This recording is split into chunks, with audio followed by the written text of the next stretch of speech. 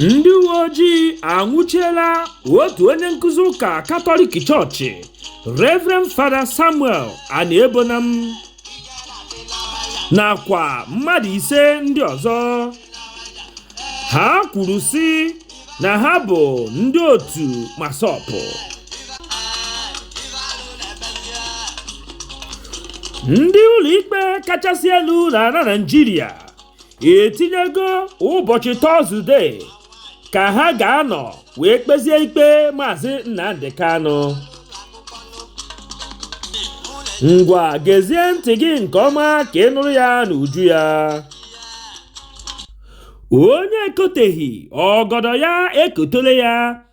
Ndị uwe ojii nke Anambra steeti anwụchiela Reverend Fada Samuel Aniebonam nakwa mmadụ 5 ndị ọzọ so ya were bo ha na ha bụ ndị otu masọbụ.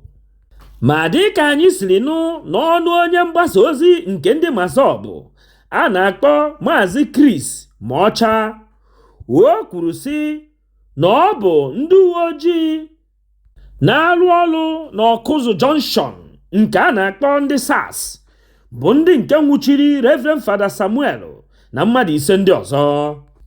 Ndị onyokomite anyị mere ka anyị mata na Reverend Fada Samuel bụ onye ụkọchukwu nke na-arụ ọrụ ụkọchukwu ya na St. Patrick Catholic Church Ọka, mana ọ bụ onye Ifitedunu.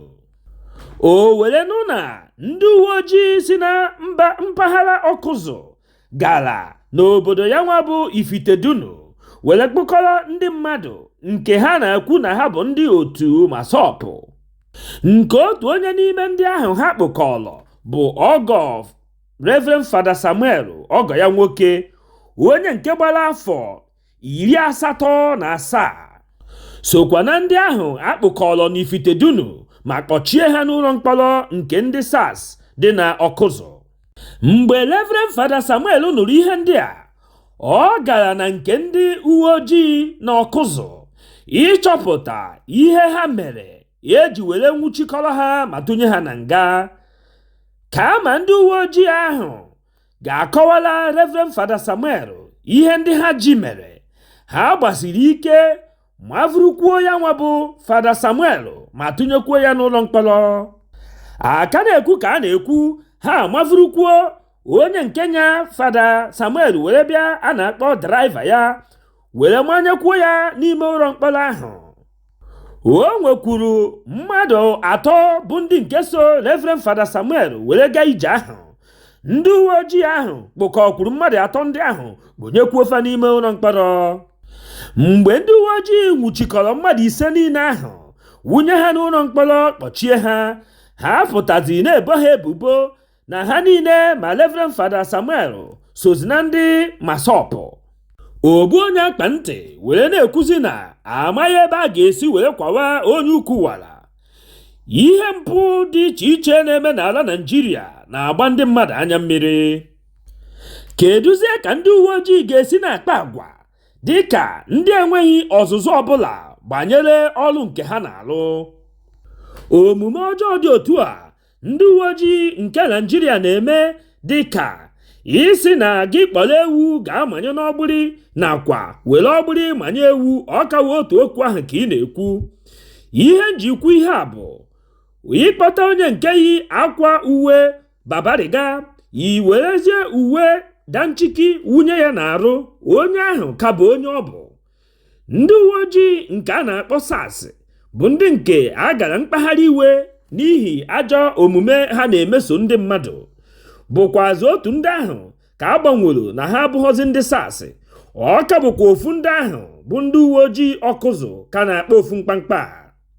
Ejizi m ohere a were na-akpọku aka na-achị Anambra steeti onye ọkammụta Soludo Nwamgbafọ ka o nebanye anya bụ okwu nke eji n'aka, maka na ọ bụ ya bụ onye isi nchekwa obodo Anambra steeti.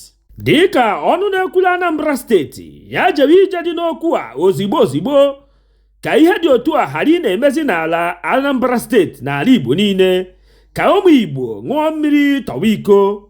O kwere nka nghọta na ndị okenye ndị Igbo ya bụ Elders. Council of Elders gbara ndị ala Naịjirịa ya bụ gọọmenti etiti akwụkwọ gbasara ihe nke ha na-apịasụ ndị Igbo n'ịza afa ha ibu ihe eji mara fa. Ya bụ ikpe bụ ihe ekpesibeghị wee tosighọ ka e nwee ndị uwe ojii na-akpụkọrọ ndị mmadụ maka ikpe ndị Igbo na ndị gọọmenti etiti kadị n'ụlọ ikpe. Nwamgbafọ chetakwa na nwoke ji maka ya were jide Reverend Fada Samuel na mmadụ 4 ndị ọzọ ya na ha so gbara 87.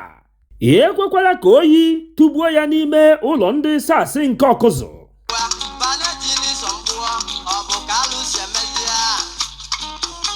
Ndị ụlọ ikpe kachasị elu n'ala Naịjirịa ewepụtago ụbọchị Tọzdee, ya bụ mkpụrụ ụbọchị 5 nke ọnwa Ọktoba anyị nọ n'ime ya, ka ọ bụrụ ụbọchị a ga-ekpe ikpe Maazị Nnamdi Kanu. Ka a mara ihe nke kpatara na ndị gọọmenti etiti ejibeghị chọọ ịrapụ Maazị Nnamdi Kanu ka ọ naba dịka o kwesịrị ịdị. Ndị onyokomite anyị mere ka anyị mata nke a n'ụbọchị Satọde 30 nke ọnwa Septemba gara aga. O si n'ọnụ onye isi ndị ọkaiwu nke Maazị Nnamdi Kanu a na-akpọ Mike Ozokome bụ onye nke kwupụtara ya. Echefukwala na ndị ụlọ ikpe nke apil awụchapụla ebubo niile ebolo Kanu nke dị 15 bụ ebubo ebolo ya n'ọnwa Ọktoba afọ gara aga. Ndị ụlọ ikpe apil were nyechie ikike na o nweghị onye ọbụla nke ga-ejidekwa ya bụ Maazị Nnamdi Kanu ọzọ ma ọ bụ kpekwa ya ikpe n'okwu ndị ahụ niile ha wụchapụgoro n'ebe ọ nọ. N'agbanyeghị ihe ndị a niile ndị apil kwuru n'isi Nnamdi Kanu, ndị gọọmenti etiti ma ha kpọchie ntị ha were nupụ isi n'ihe ndị ụlọ ikpe nke apil kwuru ma kwechiri ịlapụ ya bụ Maazị Nnamdi Kanu ka ọ naba. Kamgbe ahụ ihe ndị a niile na-eme, Maazị Nnamdi Kanu ka nọlịlị n'ụlọ ikpe n'ụlọ nga were luo n'ụbọchị taa. Ejizi m ohere a were na-ajụ gị nwa onye na-ege m ntị, kedu ihe ị chere banyere okwu ndị a niile ị nụrụ taa? Depụta ya na comment section. Ọ gwụla ka ọ ha anyị n'ọnụ. Echefukwana ibinyere anyị aka n'ebe edere subscribe. O nweghị ego gị ga-apụ, kama ọ ga-abụ mgbe ọbụla anyị wepụtara ihe onyonyo ka ị soro na onye izizi ga-afụ ya. Gbakwa mbọ hụ na ị tụsara ozi a ka o rute nwanne gị ma onye ọbụla. Udo dịrị unu.